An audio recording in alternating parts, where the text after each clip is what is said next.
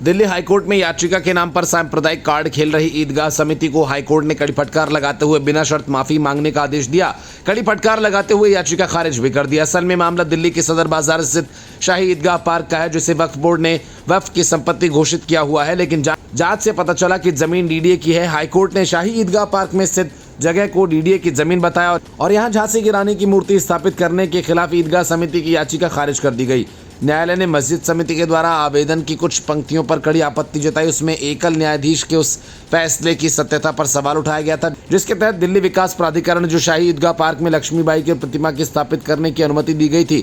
दरअसल मस्जिद समिति इस जमीन को अपना बताता है, जबकि कोर्ट ने उसे डीडीए का घोषित किया हुआ था। मामले की सुनवाई के दौरान दिल्ली हाईकोर्ट के कार्यवाहक मुख्य न्यायाधीश मनमोहन और न्यायमूर्ति तुषार राव गेडिला की खंडपीठ ने इस विवाद को सांप्रदायिक रंग देने के लिए मस्जिद समिति की आलोचना की और साथ ही उसने ये भी निर्देश दिया कि ईदगाह मस्जिद समिति इस तरह के आचरण के लिए कल तक बिना शर्त माफी मांगे। कार्यवाहक मुख्य न्यायाधीश मनमोहन ने ईदगाह मस्जिद समिति से कहा कि अदालत के माध्यम से सांप्रदायिक राजनीति खेली जा रही है।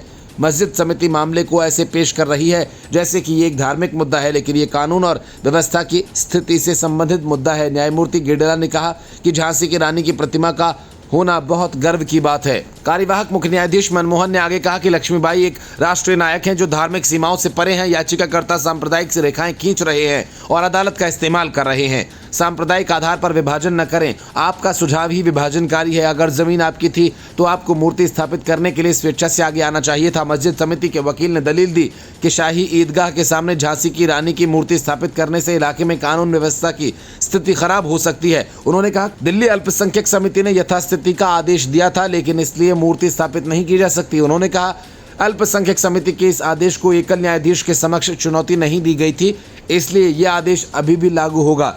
मस्जिद समिति के वकील ने आगे तर्क दिया कि डीडीए और दिल्ली नगर निगम ने एक वैकल्पिक स्थल की पहचान की जहां मूर्ति स्थापित की जा सकती है। इस दौरान डीडीए के वकील ने कोर्ट का ध्यान मस्जिद समिति की दलीलों में कुछ निंदनीय पैराग्राफ्स की ओर आकर्षित किया और इसे कोर्ट के एकल न्यायाधीश को लेकर कहा गया था कि जिन्होंने हाल ही में आदेश दिया था कि विवादित भूमि डीडीए की है। खंडपीठ ने शाही ईदगाह प्रबंध समिति को इस तरह की दलीलें देने के लिए कल तक माफीनामा देने का आदेश दिया। कोर्ट की फटकार के बाद समिति के वकील ने बिना शर्त माफीनामा जारी करने पर सहमति जताई और इसके साथ ही उन्होंने अपनी अपील को भी वापस लेने की अनुमति मांगी। इस मामले में कोर्ट की अगली सुनवाई 27 सितंबर को है। Bureau report, news of India.